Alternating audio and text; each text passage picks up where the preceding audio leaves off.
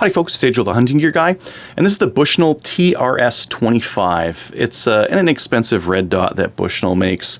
It's got like a turn-style knob on it, and got some capped turrets for the windage and elevation.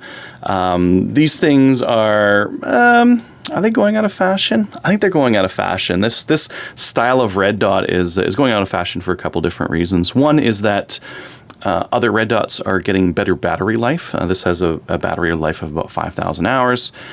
It does not have an auto turn off. So when you turn this knob and you turn this thing on, it's just going to stay on.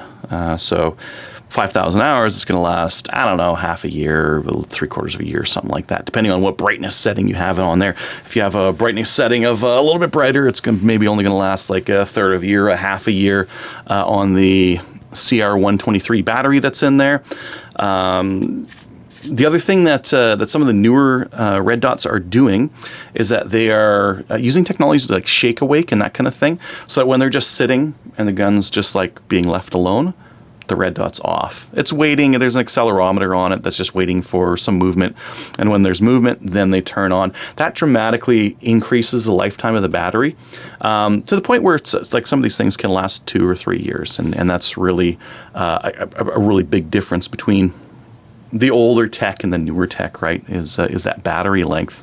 And as an example of one of those newer ones that just has much better battery life, the Romeo 5 by SIG. This one is on one of my rifles, and the battery life is just ridiculously good in it. It does have, it's a little bit sleeker as well. You can see there's not really a lot sticking out on this thing, whereas on the TRS25, it's got a little bit more like sharp edges on it and that kind of thing that can grab on things, which is, a little bit of a downside there.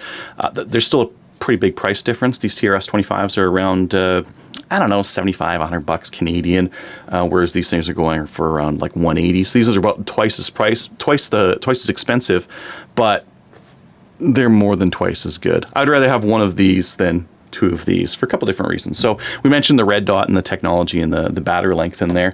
The other thing to consider is just the overall build quality. Like, this is a pretty lightweight. It doesn't feel confidence inspiring in terms of its weight. The dot in there looks okay. It's not really blue tinted all that bad, but that's one thing that the Romeo 5 does really well as well. The Romeo 5 has a much beefier rail interface on it, so we can see some lugs on there. We can see a nice big nut on the side there for torquing it down. That's a lot nicer. It says the torque rating for that nut on the side there, 65 inch-pounds.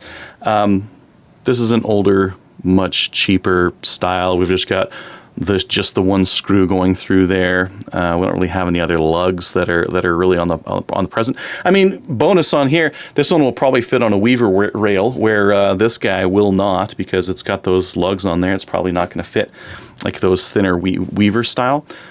This guy will, but it's pretty inexpensive. Where you would use one of these things, I think you'd use one of these red dots on like a kid's 20, like a 22 or something like that. Something where you just want like quick, up close shots and that kind of thing. Nothing too crazy.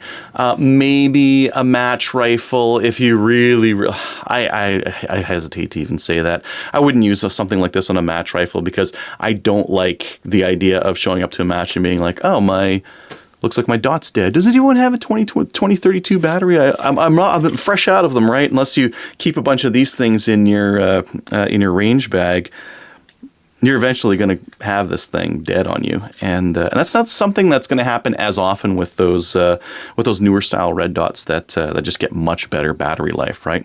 So again, that was a quick look at the TRS25. Would I buy one? Only if I wanted one on like a really cheap setup. Again, half the price, 75, 100 bucks kind of a thing for this versus 200 for a much better red dot. If I didn't really care and price was everything, yeah, I'd get one of these things.